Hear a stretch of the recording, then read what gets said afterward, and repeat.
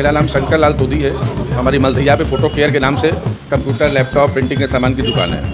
ये घटना हमारी मतलब इस व्यापारी से मेरा व्यापार जो है पिछले 15 सालों से होता था, और ये हमारे यहाँ शरद भार्गव से मेरा व्यापार पिछले 15-20 सालों से हो रहा था। और ये हमारे यहाँ से माल लेते थे, पेमेंट करते थे।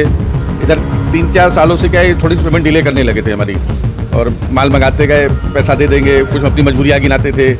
गवर्नमेंट की सप्लाई है, लेट से पेमेंट आ रहा है, आप हमको ज़्यादा उधारी दीजिए।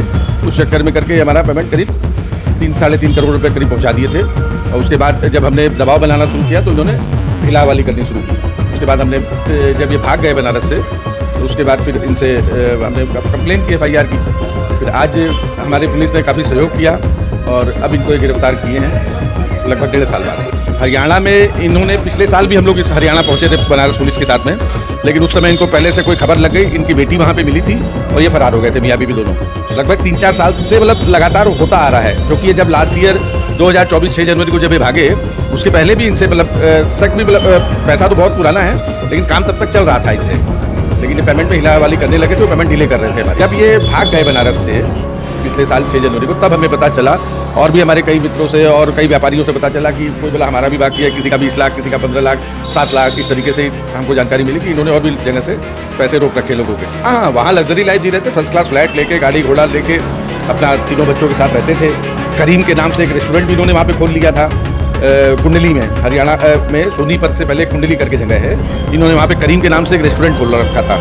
वो रेस्टोरेंट इन्होंने अपनी बेटी के नाम पे खोला हुआ है। एक्चुअल में व्यापारिक पैसा है हमारा भाई, माल ये बोलते थे बेसिकली कि ये गवर्नमेंट के सप्लायर हैं। BHU में, DLW में और भी पूर्वांचल में बड़ी बड़ी सरकारी संस्थाओं में इनकी सप्लाई थी। तो हमको यही बोला करते थे हमेशा कि भाई मेरी पेमेंट वहाँ से आने में डिले हो जाता है, 3 महीने 6 महीने सरकारी पेमेंट डूबेगी नहीं, लेकिन लेट होती है। इसलिए हमको विश्वास मिले कि हमसे उधार लेते गए। कि हम अब बनारस की पुलिस से यही उम्मीद करते हैं कि इनसे मेरा पैसा दिलवाएं। हम अब पुलिस से यही सहयोग चाहते हैं। जिसमें अलग अलग थानों पर इनके द्वारा मल्टीपल फ्रॉड्स किए गए और लगभग 7 करोड़ से ऊपर का इन्होंने व्यापारियों से फ्रॉड किया है, जिसमें अलग अलग मोडस ऑपरेंडी यूज़ करते हुए, जैसे किसी व्यापारी को ये बताते थे कि एक अच्छी प्रॉपर्टी सस्ते उसमें दिलवा देंगे, तो उसमें लगभग जैसे 1.5 करोड़ की प्रॉपर्टी है तो 80 लाख रुपए ले लिए, और उसके बाद उस प्रॉपर्टी का बैनामा नहीं किया इनको और पैसे वापस नहीं किए।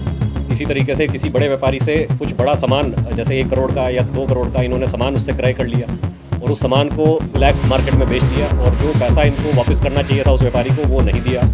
इसी तरह से इनके ऊपर 5 मुकदमे यहाँ लंका पुलिस, चेतगंज पुलिस, चौक और कोतवाली में दर्ज हैं, और लगभग 7 करोड़ से ऊपर का इन्होंने फ्रॉड किया था। ये हरियाणा सोनीपत में अभी रह रहे थे जब ये लास्ट मुकदमा इन पर पंजीकृत किया गया है। तो इनका जब लोकेशन लिया गया, पता चला है कि ये सोनीपत में जो ये फ्रॉड के पैसे से वहाँ पे एक लाविश लाइफस्टाइल जी रहे थे, और जो इनके पूर्व में मुकदमे दर्ज हुए थे सभी में इन्होंने कहीं ना कहीं से स्टे ले रखा था, और इनके ऊपर जो है कार्रवाई पुलिस पूरी तरह से नहीं कर पा रही थी। और जो अभी लेटेस्ट मुकदमा लंका पुलिस में लिखा गया, इसमें संयुक्त टीम बनाई गई चेतगंज पुलिस की और लंका पुलिस की, और इनकी जो गतिविधियाँ थी उन पर नज़र रखी गई और इनको फिर गिरफ्तार किया गया। इनकी जो वाइफ थी ये भी इसमें पार्टी है ये, और इनके अन्य साथियों का भी पता किया जा रहा है। जो वाइफ है वो मौके से फरार हो गई थी हरियाणा में। अभी फिलहाल शरद भार्गव को पकड़ा गया है, और आगे जो है इनके ऊपर गैंगस्टर की कार्रवाई भी की जाएगी, और इनकी जो संपत्ति है वो कुर्क करके जो इनके विक्टिम्स थे, जितने भी बड़े व्यापारी हैं बनारस के, सभी को मैक्सिमम जो इनका रुपया है वापस कराया जाएगा। ये लंका के रहने वाले हैं मूलतः, और बनारस के ही हैं, और यहाँ पे ये सक्रिय थे। ये लोगों को अपने कॉन्फिडेंस में लिया करते थे, और लोग विश्वास में आकर के जो बड़े व्यापारी थे इनको कुछ ना कुछ रुपया या तो लोन दे देते थे या किसी प्रलोभन में आकर के कि ज़मीन या कोई ऐसी प्रॉपर्टी इनको दिखा करके दे दिया करते थे, और उसके बाद ये लोग वापस नहीं करते थे और बहाने करते थे, बहाने बनाते थे, और FIR हो जाती थी यदि तो उसमें, क्योंकि जहाँ कहीं गिरफ्तारी होती थी तो उसमें ये बचने के लिए कोर्ट के सहारे से ये लोग अपना स्टे ले लेते थे, और उसके बाद इन्होंने कहीं पे भी किसी भी व्यापारी का कोई भी पैसा वापस नहीं किया था, जिसके द्वारा बार बार कंप्लेंट पुलिस को मिल रही थी।